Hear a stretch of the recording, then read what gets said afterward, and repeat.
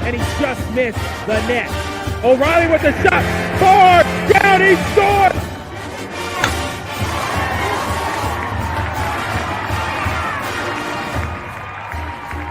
Come from behind for a month.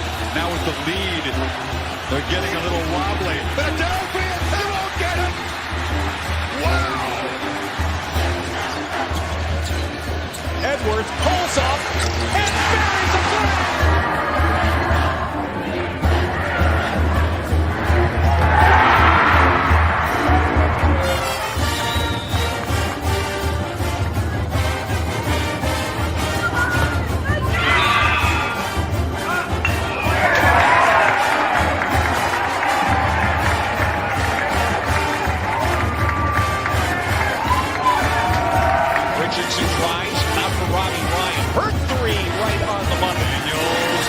Shot for Derby!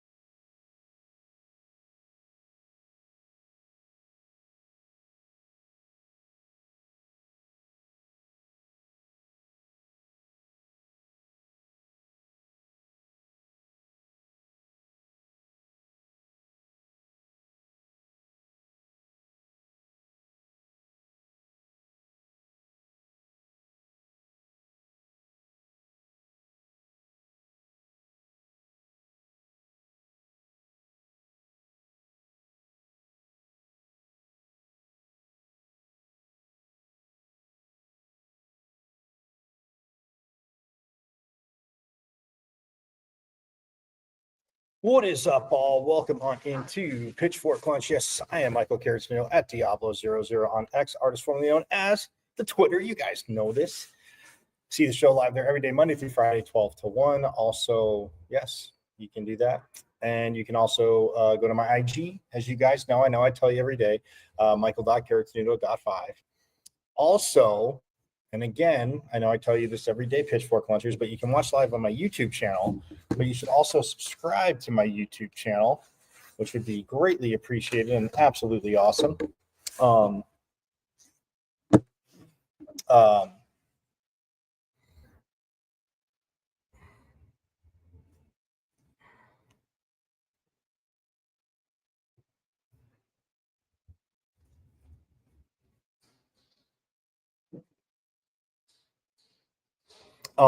You can watch all the shows you've missed, which is awesome because you know you have missed a plethora and a ton of interviews, as you guys know. So you can go to YouTube, right? And then go to the channel.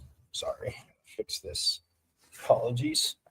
Anyway, I love this little get up, as you guys can see. But yeah, go to YouTube.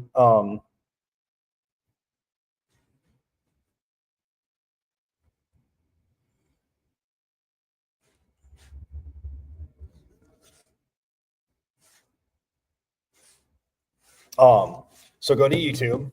Very easy. You guys know how to get there. But you see my name, Michael Carstuna. So it's at M as in Michael, V as in Victory, C as in Champ 005 at MVC 005 on YouTube. Guys, subscribe away because you have missed a ton. A ton. Not kidding. Because if you go there and look and you see, you will realize that a ton is not overselling it. Or over exaggerating, I should say. Never say overselling because it's the Sun Devils. I mean, you can't sell enough, right? Speaking of which, big weekend in the transfer portal as classes get started today. And all that good stuff. But yes, you can subscribe to my YouTube channel and any interviews. Again, you've missed out on a ton of interviews.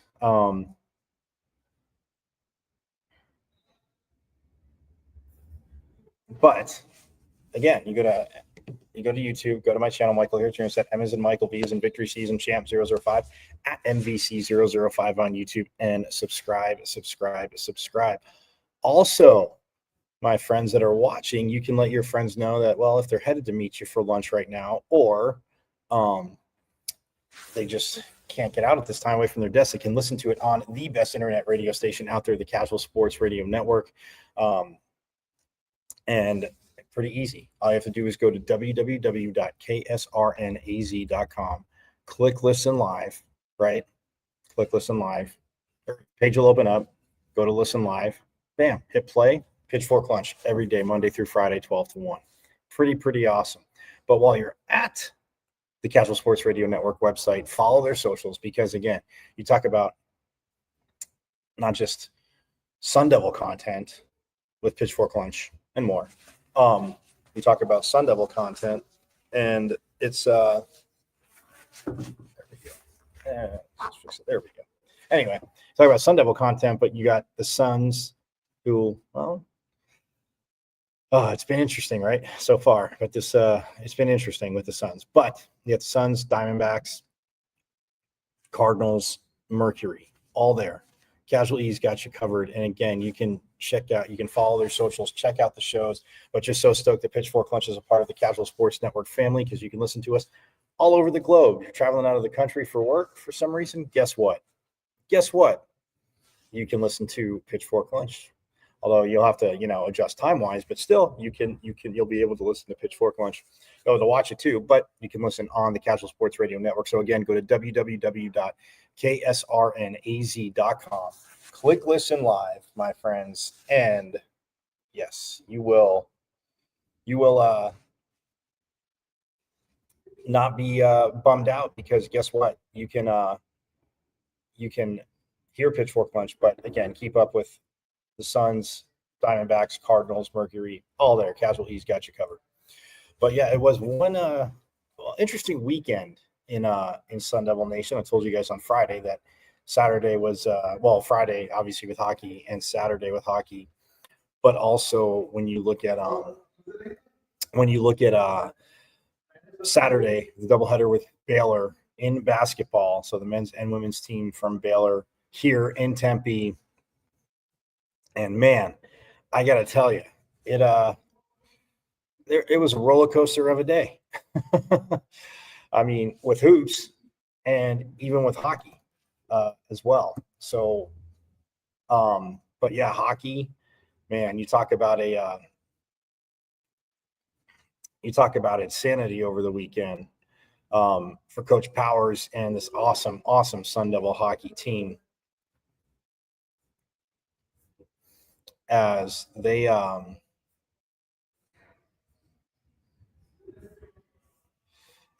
took on North Dakota, as we all know, number 14. And check this out. Friday night, they beat them. It was 4-1 ASU.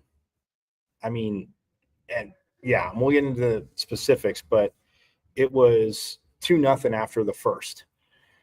And you're feeling obviously really, really, really good.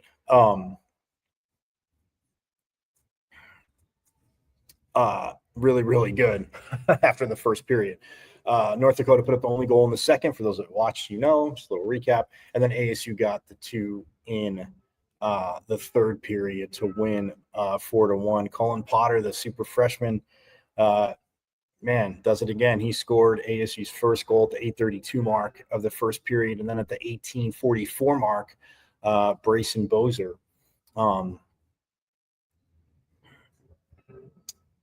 puts it in to make it 2-0. And then in the second period, at the 19:19 mark, it was a shorthanded goal too, because the Devils were on the power play. And I was watching this and I was like, oh, it's just, when you get the shorthanded goal, obviously North Dakota's stoked because you're like, okay, we're a man down. We get a goal to overstate the obvious. But then now the momentum, we're right back in this, even though the power play goes on. But then Artem Schlein scored at the 4:51 mark of the third period, and the Devils get the fourth goal on a power play. They made up for giving up a shorty, so they did get a power play goal from Kyle Smolin at the 13:04 mark of the third period. But man, I mean, that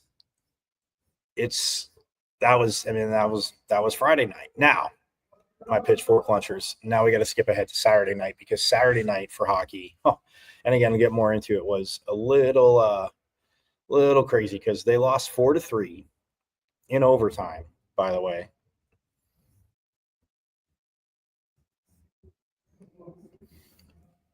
Now, they were up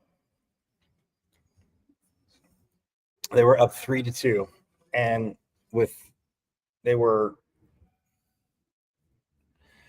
28 seconds away from sweeping number 14 North Dakota.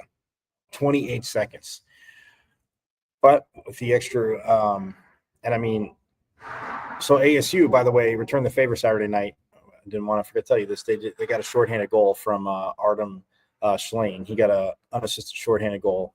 And then Chaden Perron for North Dakota scored on a power play goal at 14:58 of the second. And then ASU had back-to-back power play goals at the 6:45 mark and the 7:59 mark of the third. Bennett Shimmick and Artem Schlein put those in. But then, like I said, at the 19:31.9 mark, Cameron Berg nets the tying goal. And then 2:19 into overtime, Sasha Boisvert for North Dakota gets the winner, and they win 4-3. But that is a hell of a weekend series, to overstate the obvious. I mean, North Dakota, like I said, coming in at number 14. ASU splits, and after that, and again, I'll get more into the nuts and bolts of the game in a little bit, or the series in a little bit, but they are tied for first. Since they split the series, they are tied for first atop the NCHC. And I'll get the standings and all that to you in a little bit. But that being said, that is a hell of a weekend. Again, going toe-to-toe with a very, very good, to overstate the obvious, as we know. And in this conference, like I said, if it's going to be the best conference every week, we're going to have very, very, very good teams taking on the Sun Devils and what they're playing in. So that's one of those things where when you look at it, it's imperative that they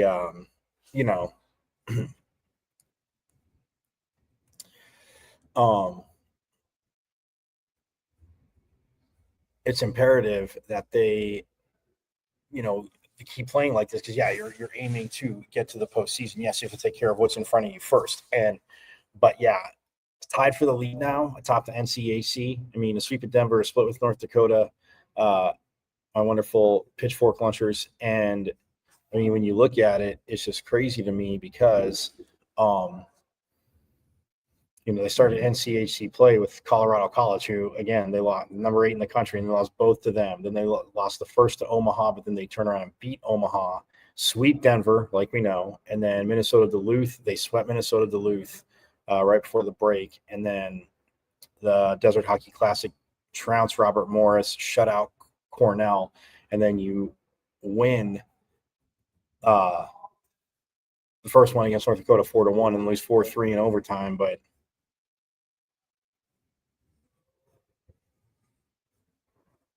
so they had won 8 in a row, technically 10 in a row because of the development team, but still they won 8 in a row. And before that tough overtime loss, but they are now 11-8-1 overall, 6-4 in conference, 6-3-1 at home, 5-5 away. And up next for the Devils is a road trip this weekend to St. Cloud State as they get set to take on St. Cloud, which is in Minnesota. I know a lot of you know, just throwing it out there for the ones that don't. But yeah, they are taking on St. Cloud State. We'll get more into that matchup, but Friday at 5:30 and then Saturday at 4 p.m. And then Colorado College will come back here the weekend after that. So again, it's very, very awesome. Again, how they're doing, love what hockey's doing. And Coach Powers, again, like guys getting healthier and you see the lines starting to look fluid, but we'll talk about that, obviously. Also, hoops. We're going to hear from, got a little bit to hear from in hoops, but yeah, on the women's side, man, they took on Baylor and it was a little spicy. As head coach Natasha Adair called it. They're 8-9 now overall, 2-3 in conference play. And unfortunately, they have lost 2 in a row out of the Lady Devils, and they are 5-3 at home, 1-4 away. But yeah, that game against Baylor. Again, Baylor got out to a fast start again, too. They were shooting pretty hot. And the final was 78-59, but man, they made a run. When you look at what they were able to do. But yeah, I mean, it was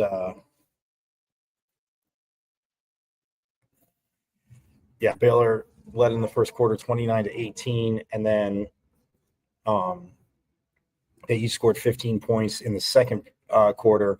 Baylor outscored ASU 19-10 in the third, and then ASU outscored Baylor 16-15 in the fourth. But yeah, I mean, they started to they tried to make a run. I mean, it was tough because the spiciness I speak of, for those of you that weren't here or didn't listen to it, there was a few ejections in the game, and that was due to the fact that a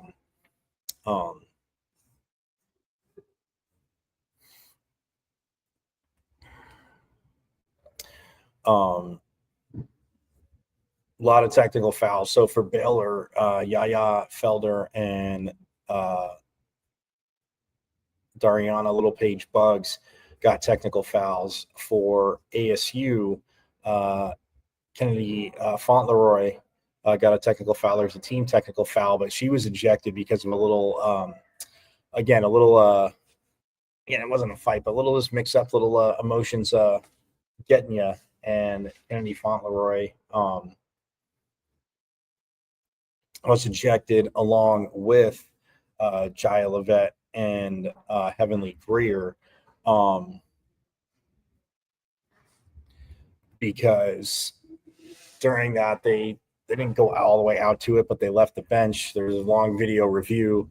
It just seemed like Fauntleroy didn't like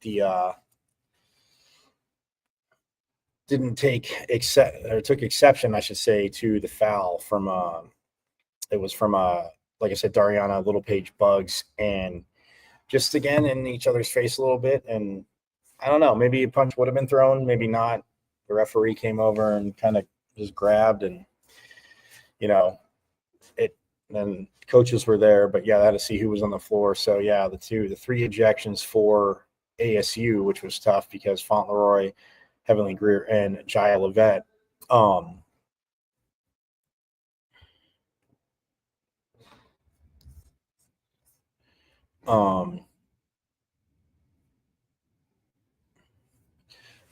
And for Fauntleroy and Levette, if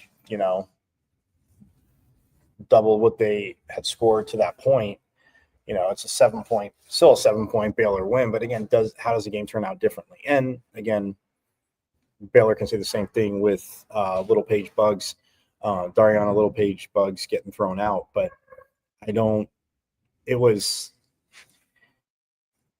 I mean, again, and if you leave the bench, you leave the bench. Like it's tough to do because you're trying to obviously protect your teammate. So if you leave the bench, you leave the bench, and you know that there's that coaches are trying to keep them off the court. But if you step onto the court, and that, you know, again, that's everybody knows it. But again, when you're thinking of, you know, your teammate, the energy of the game, the emotion, again, doesn't make it right. No, but I'm just saying, like when you see it that way, when you see it that way, it's frustrating for Coach Adair. And again, we'll get to that.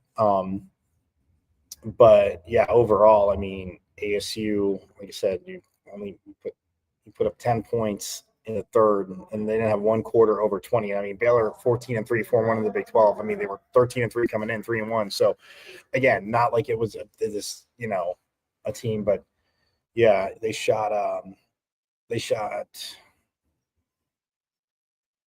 60% from the field in the first quarter alone. They ended up shooting 31-69, 45%. But if you look at, sorry about that, if you look at just their hot start, they got off to a pretty quick start. You know, they were 2 for 7 from 3. I mean, 28%, almost 29. But then they were 1 for 3 in the second, 3 for 8 in the third, and then 1 for 4. I mean, they shot 7 for 22, 31%. But on the other side, ASU was 5 for 19 at 26%. So that's just one of those things where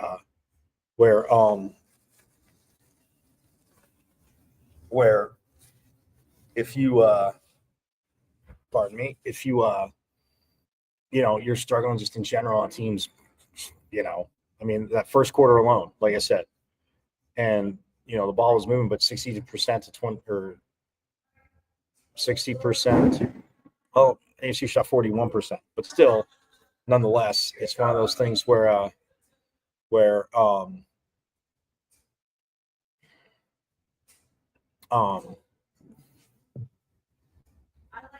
yeah, so it's one of those things where when you look at what they did and how they did it, like for Baylor, it's, you know, and we'll hear from Coach Adair about getting off to faster starts. So because the first and third quarters have been teeny bit of issues. Now, my pitchfork lunchers on the men's side of it, and we'll hear from Bobby Hurley and Adam Miller. But on the men's side of it, man, they forced overtime with Baylor. It was a very, very tough first half, my friends. A very, very tough first half.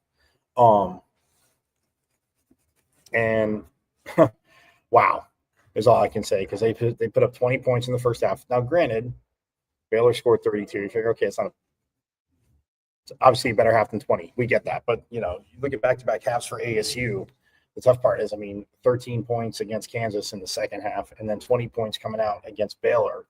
Man, that's tough. But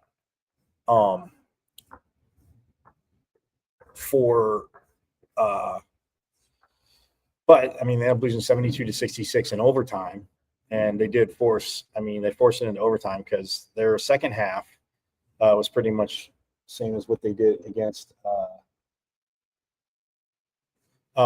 Kansas. They scored 41 points in the second half. They outscored Baylor 41-29 after getting outscored 32-20. So, you know, 12 points both ways. But Baylor, again, outscored them 11-5 in overtime. But man, I mean, you talk about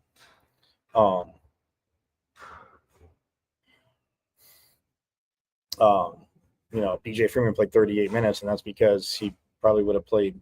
Well, he definitely would have played more, but he fouled out with 22 points, 4 rebounds, 1 assist. Actually, had 2 blocks as well, and a steal. Austin Mason had 14. Bashir Jihad had 10. Adam Miller had 9, and the hoop that, I mean, sent it after the free throws. He just came flying down the court and got close enough, put a floater up and in, and they went to overtime. So that was good to see. The tough start in the first half, though, that's very, very when you look at it, because ASU shot 26% in the first half. They were 22 for 60 overall, shot 36%, 37% from the field. 3-point wise, they shot 7 for 24, 29%, and they were 15 of 22. I mean, they got the line. Gotta love that. I talked about that, even against Kansas, because you didn't see too many opportunities from the line. 22 attempts, they're 15 of 22, 68% from the line.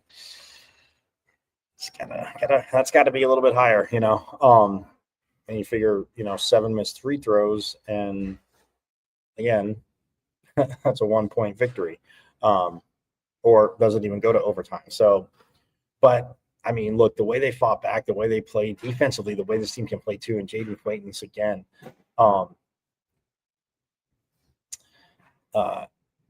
he had 5 points, but he had 8 boards, 1 assist, 2 more blocks for Quaintance. I mean, again, it's a little bit tough for the field from him, but he had 4 offensive rebounds, 4 defensive rebounds. Yeah, you'll take that every single day, cleaning up on the boards and the kind of defense that you've heard. But I've told you about. Coach Hurley wants to play, so we're gonna step aside real quick, and then when we get back, we will hear from Coach Hurley and Adam Miller as well. So we'll step aside here on Pitchfork Lunch, but we got more coming up.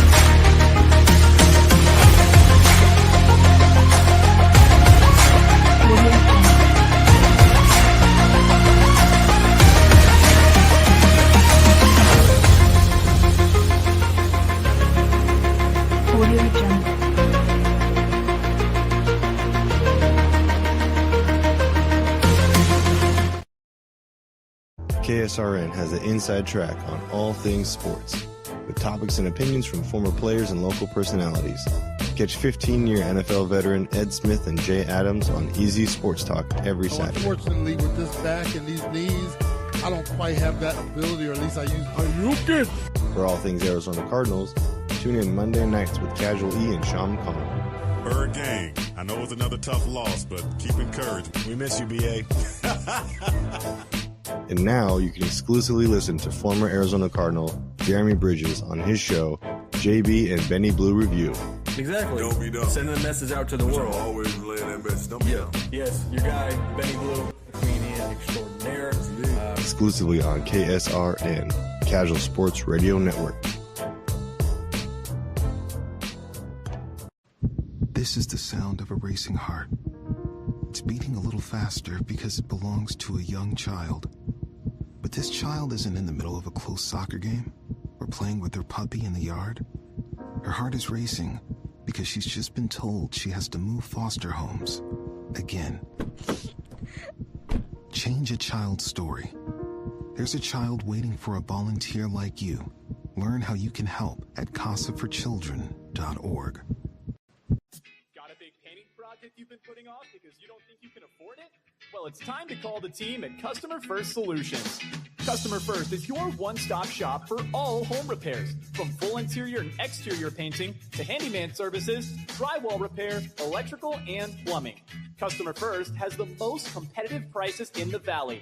Your flat rate quote is based on the square footage of your home, and that includes wall repair. All Customer First technicians are licensed, bonded, and fully background checked for your assurance.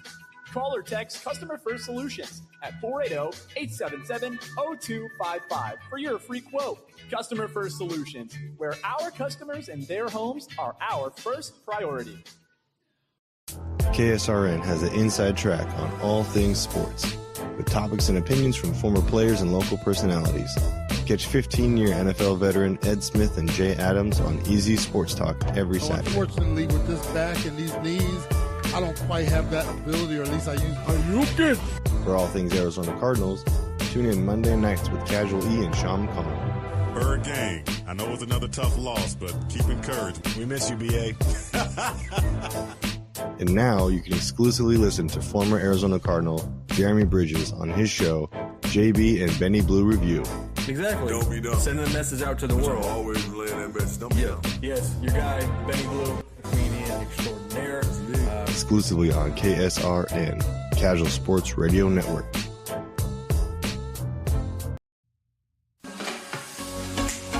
You are listening to the best internet radio station on the web, KSRN, Arizona. Yes, for those listening on KSRN, you are listening to the best internet radio station on the web. I am Michael Carrasino at Diablo00 on X, artist formerly known as the Twitter, as you know.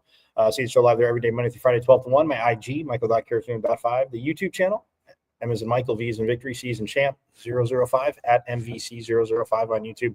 And like I said, on the Casual Sports Radio Network.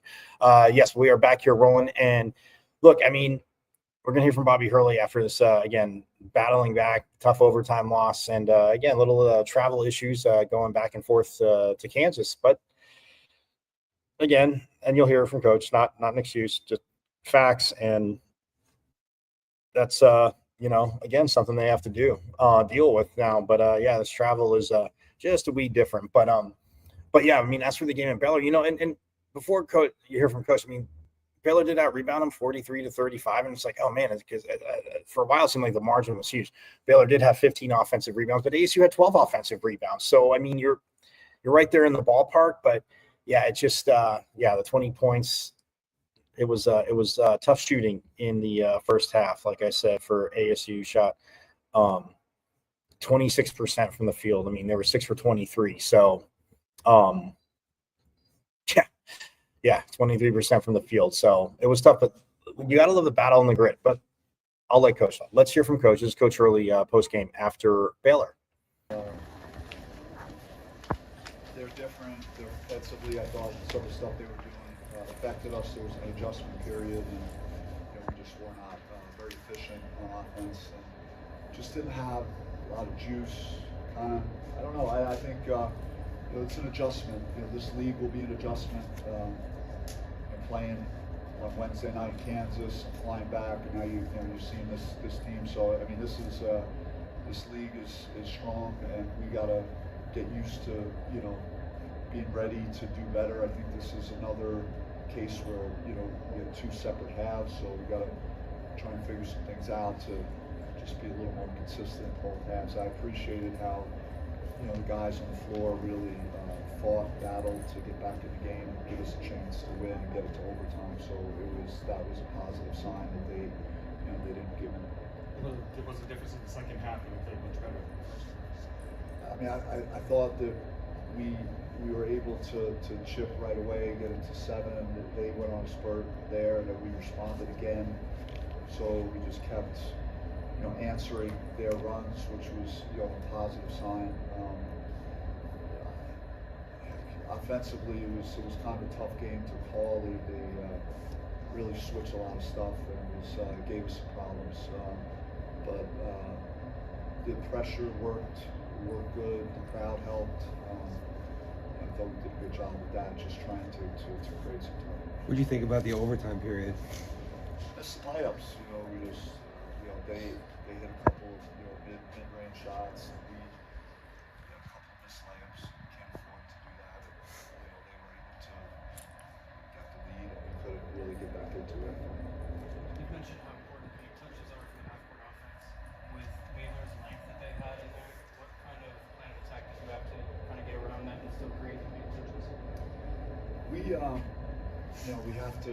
had to be able to drive their switches and try to take advantage of their bigs being on our guards. And we didn't do it great in the first half. I thought as the game went on, we were better. But yeah, that's key, certainly, to hitting the paint. Your take on Joe Son's play coming back from the injury? Yeah, he was on a minutes restriction, for me, just to make sure that, we don't overdo it with his first game back.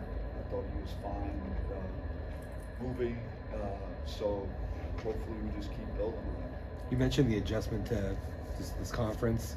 Is that the physicality or the intensity throughout games, or with the travel, all of it? I am sure we had a disaster class of travel and it's nothing against us. Things happen in life, but we got into Kansas late the night of the game, a long day of travel.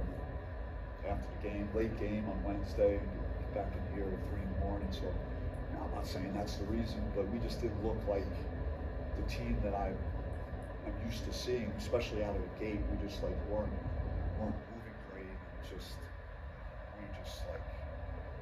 average in terms of how our energy was being spent. It was a whole different game in the second half in that regard. What was the message at halftime to the team? I can't hear him. What was the message at halftime to the team? Just kind of disappointed.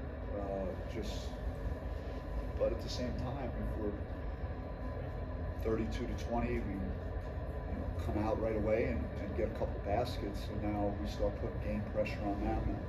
So I wasn't feeling like we were out of it. I was disappointed that maybe we weren't closer or playing better at the offensive end. I just didn't see us, having 20 points at halftime. But it's, these teams are good. They're very good defensively. They're athletic. They're physical. So we gotta be able to try and win an ugly game like this, and where we don't have maybe the best stuff on offense. But we weren't able to get done because we fought pretty hard and tried to get done. JQ obviously has a lot of defensive versatility. What did you think about how he handled the Edgecombe matchup in the game? Yeah, he could play anyway. He's just one of those guys that got a freak on defense. He's played 1 through 5. If I had 5 of him on defense, we'd have some defense. How did you feel about Freeman's performance and just him being able to finish the quarter? Yeah, he did great. He was disappointed, missed the shot in overtime and stuff. But reality is, we wouldn't have been there if it wasn't for what he did at the offensive end. So he's really finding himself in that way. I thought he had a little bit of a stretch in the second, and was it overtime right away, where he kind of maybe could have hit a few other guys who kind of wanted to go make a play, but he had made a bunch of baskets. So if he would have made it, I'd be praising him right now. He did a great job with it. So. A couple more. Is there anything that this group can do to kind of overcome the ebbs and flows of the game, or is it just continuing to play together? Yeah, they're a good team. They're gonna take stuff away from you. They're gonna maybe make you look bad at times. Their guards are really good. really good guards.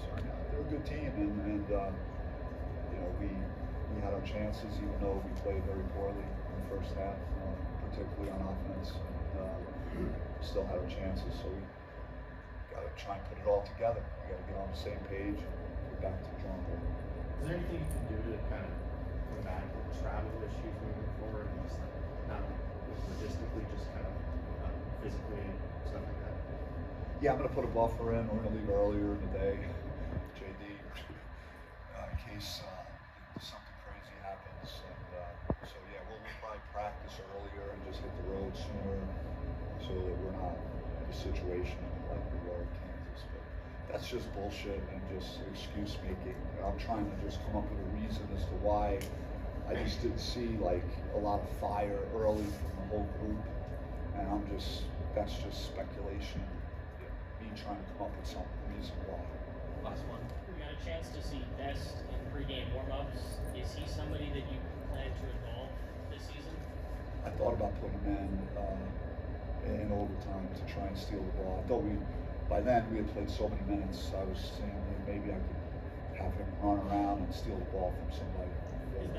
But he doesn't know anything yet. Like he's going to be sitting down with our assistant coaches all week. He literally just got cleared a couple days ago. He was really good in practice yesterday. I think he's going to be a guy that can help us. I don't know when. I don't know if it's this year. I'm just going to see how he develops and figures everything out. Yeah, that's competitive advantage that there's not a lot of film on him. People don't really know much about him yet. I don't know. I mean, we're not that. We're not super deep right now. Certainly with Austin getting his surgery, and that went well. I'm happy for him there that he got that figured out. And, so just maybe having another guard, to be able to put in the game. I think he's got to pick things up though, and there's a learning curve there. Thanks, Coach. Well, see him right there. And I mean, yeah, you mentioned the travel to Kansas and they got back, he said 3 a.m. So yeah, that's just, football, it happens. Even if you're on a short week, okay, it's tough, but it's just a whole, no pun intended, terrible adage, but it's a whole different ball game. But no, like you said, I mean, the fire, and he's talked about that sometimes this season. So, but yeah, I mean, love the way they fought back. I mean, when he was talking about BJ Freeman, he's like, yeah, there's a few times, but inevitably, I mean, hitting shots, the ball's moving. I mean, the pace of this team, the defensive rotation. I mean, look, and he's talked about that before. And he was talking about if you had 5 players like Jaden Quaintance, defensively, like what, it's like what he can do. Like, yeah, it is. I struggle because it is scary, as you guys know. So, but yeah, I mean, you force it to overtime, but yeah, I mean, it's just gotta, if you start, 20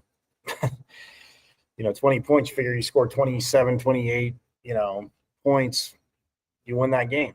And that's, I think that's to overstate the obvious. You see coach, frustrated there more, but there's another team out there making plays. Baylor obviously has a good team, like I mentioned. So that being said, like it's there's a balance there, but ASU, I mean, defensively, look, they can go toe to toe with a lot. Now, when you have bad offensive halves, it doesn't matter. Yes, you can play good defense, but unless somebody's having an equally as terrible half as you, I go back to the 13 points against Kansas. But look, the way this team's played, the effort they put in defensively, coaches talked about, like piecing it together, the full game for 40 minutes. Let's see what happens. But we got a little bit extra, a little bonus. We already had bonus. We had a doubleheader, but we got bonus basketball on Saturday night. So let's hear from Adam Miller, though, Sun Devil guard. So, yes, here is Adam Miller post-game after the Baylor game. Adam, you talked about the first half, maybe how things weren't really flowing in the first half, and you guys didn't have the same juice in the first half that you had in the second. Yeah, we came out flat.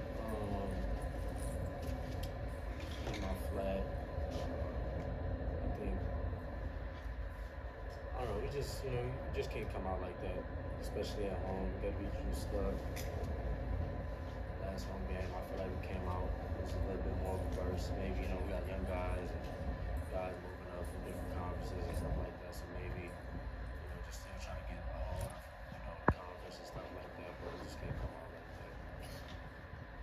think any of that was hangover from the way you guys ended in Kansas, only scoring 13 points in the second half there?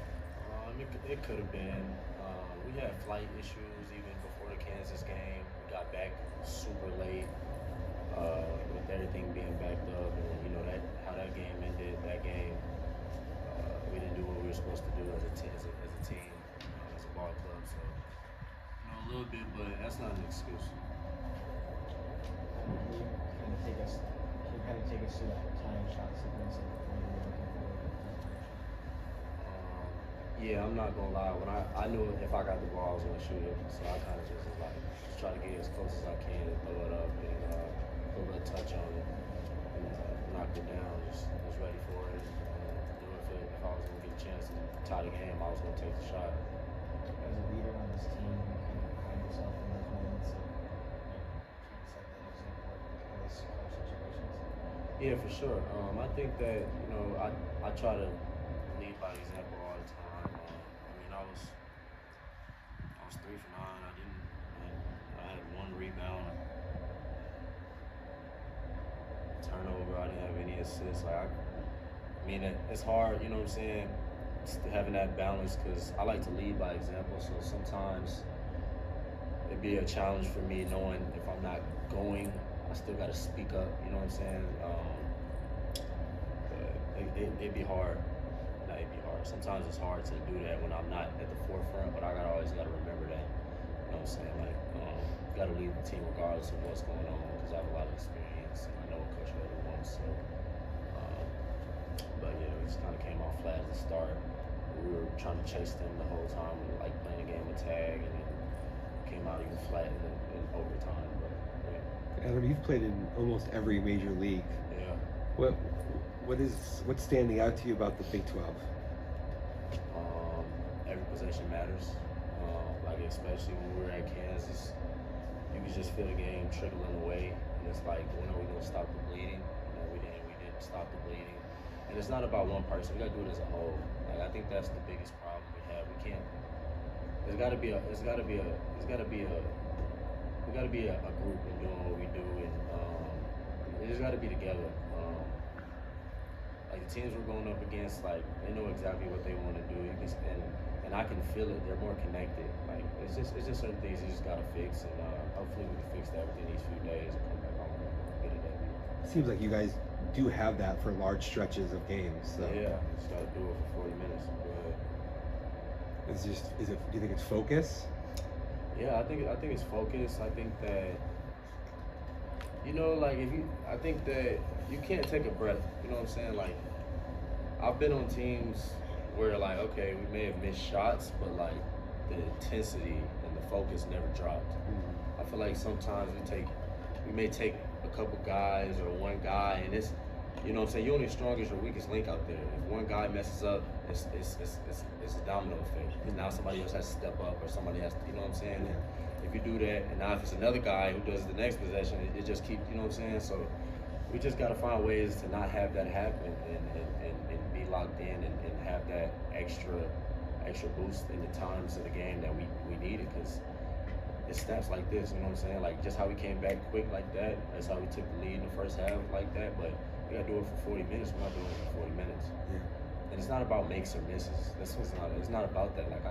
Like I said, I played on a team where we weren't the best 3-point shooting team, but you just gotta be locked in and you gotta be focused. And every time you come down on the defensive end, you don't have to get a stop, but at least if you do make somebody miss, you gotta get a rebound, or you gotta make a tough shot.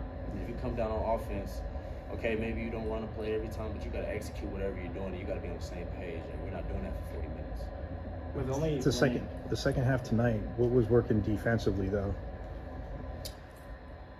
Playing like our hair on fire. We didn't do anything special. We just started playing like our hair was on fire. In the first half, we weren't doing that.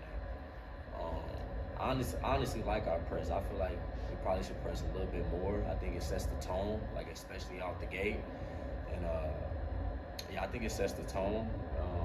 But I think we just played with our hair on fire, and it kind of helped us. And, we got to play like that more often, I feel like.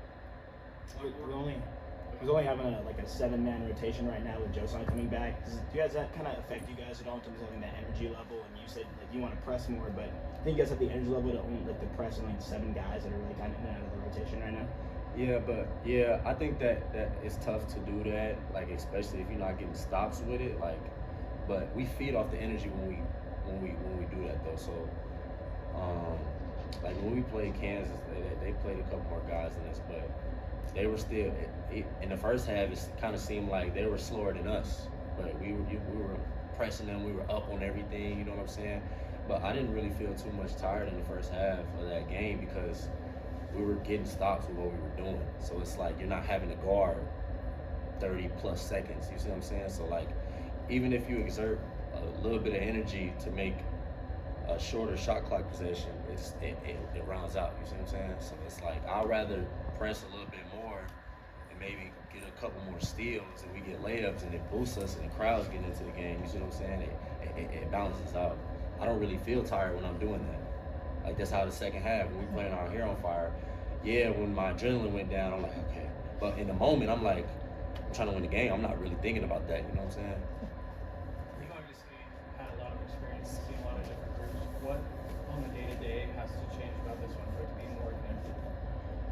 I think that it's just the game within the game. We gotta do, like I said, like if a team makes a run and we got a possession, like I said, you can't make the ball. Well, sometimes you can, but you're not always gonna be able to make the ball just go straight in the hoop. But you can run things to make the defense tired. Like it's just the little things that we got to do better as a group. That we make young mistakes we don't always do. And I'm pretty sure you guys watch the game, you can see it. It's nothing I'm saying is I'm not a genius. It's just the little things, and we got to be together more. And we just got to value the ball. And just got to value the ball. That's good. Yeah. There he is, Adam Miller, and like he's saying, it's got to value the ball. But no, I mean, you can understand what he meant there. So, but yeah, I mean, and it says the team collective. So yeah, you obviously want to score. He's not saying don't score, but if you don't, wear the defense down, make them work harder on defense. So, they're maybe having some more issues on offense. But and that's a battle. But yeah, I mean, Adam Miller always, since he's been here, been shooting it straight. So, but yeah, it's it'll be interesting to see how they have tomorrow night. By the way, guys, UCF is here, and let this sink in. I'm not kidding. It's a 9 p.m. tip-off on ESPNU, 9 p.m. local time, not 9 p.m. Eastern, where UCF is.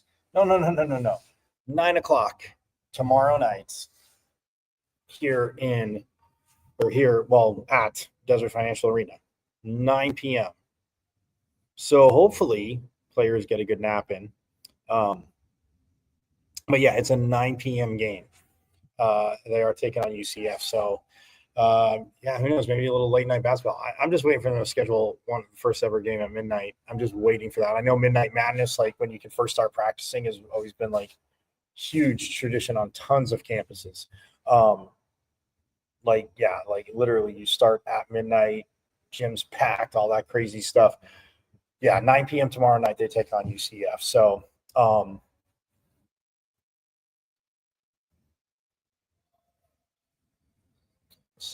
yeah. And well, so right now, actually, we're going to hear, because on the women's side, like I said, they had that tough loss. We're hearing a little bit from Natasha Adair and Ty Skinner before we get out of here. Talk to the team just now about not only the outcome of the game, but growth moments in the game. I felt like there was a lot of things that occurred in the game today where we can draw from.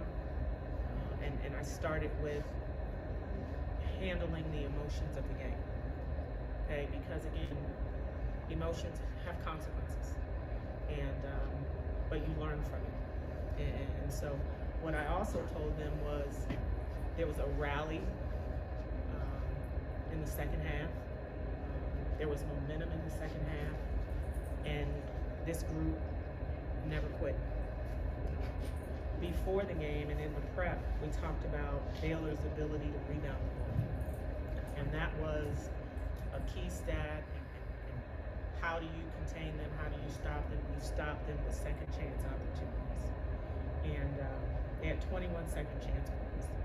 And I think that was a momentum drive for them, as well as, transition. But these are things we can go back, and these are things that before we get to Kansas, we can work on rebounding. And it's all five to the defensive guys. It's everybody. It has to be a group effort. But I just thought, I thought our group competed, but competing, but also being intentional about what we need to do, all has to go hand in hand. But I thought it was a lot of growth moments for us tonight. Hey, Coach, can you take me through what has happened in the altercation in the second quarter, resulting in 3 ejections at the same level? Well, I didn't see it. I got to go back and see it on real time. But what they explained to us was, obviously there was an altercation with our player, Kennedy Fauntleroy, and then their player, number 5. And that was a double technical, which resulted in the ejection. And then it was 2 players that left the bench that also got ejected. And again, growth moments where we had talked about that, you don't do that. But I haven't seen it, so I don't obviously know what happened. That was just the explanation, obviously, from the press. And can you also explain to me how they're looking to keep their composure going forward, and especially gaining the confidence, as you have mentioned? Well, again, they're players. I mean, they learn from it, they move on. We didn't hang our head in the second half. This isn't indicative of who Kennedy is. I mean, it got a little spicy. Now, we needed her, right? We needed them in the second half for sure. But you learn from it and you move on. Coach, how difficult was it in the second half after we lost those 3 players? I mean, few big players on the team. Players. It's huge. I mean, a credit to the players that stepped up. You had some players playing out of position. They gutted it up, right, where Kennedy Fauntleroy could have come in and given a little relief. Jai Levesque could have come in and given relief. Heavenly Greer could have come in the second half and helped us for sure on the boards. So that hurt us, but, my hat goes off to the players that continue to play and continue to fight. Yeah, so she talked a little bit about that, and about obviously the altercation. It was tough, saying, yeah, that's not Kennedy. It did get spicy. But, yeah, I mean, rebounding, stuff like that, no reason to not crash the glass, as she's saying. But, yeah, man, you just got to keep battling. But the first and third quarters have been very, very tough. So, well, that's going to do it for us today here. Today here on Pitchfork Lunch. So glad you were able to jump on in and join me. Any thoughts, anything, you can always hit me up in the comments here, or hit me up at Diablo00 on X, artist formerly known as the Twitter. Also on my IG, Michael.Caratino.5, the YouTube channel. Again, subscribe to the YouTube channel. It's at M as in Michael, V as in Victory, C as in Champ 005 at MVC005 on YouTube, and subscribe. And also you can listen on the best internet radio station out there, the Casual Sports Radio Network. Just go to www.ksrnaz.com Monday through Friday, 12 to 1. So hashtag our state, as you know. Thank you to women's volleyball for that. And yes, as always, you guys know it. Forks up. I went to Arizona State. Right. I'm a Sun Devil, man. The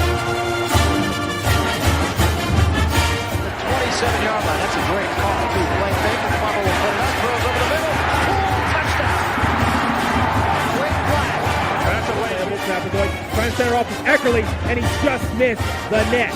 O'Reilly with the shot. Far down, he scored.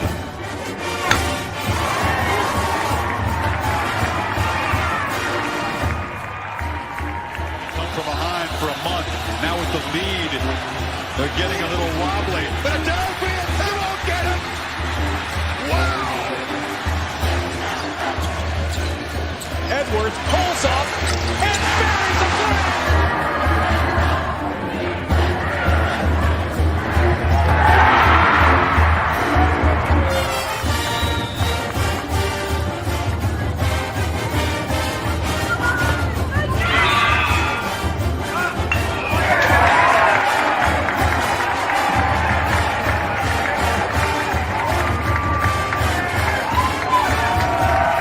E96 drives out for Robbie Ryan. Her three right on the money. Daniels takes his shot for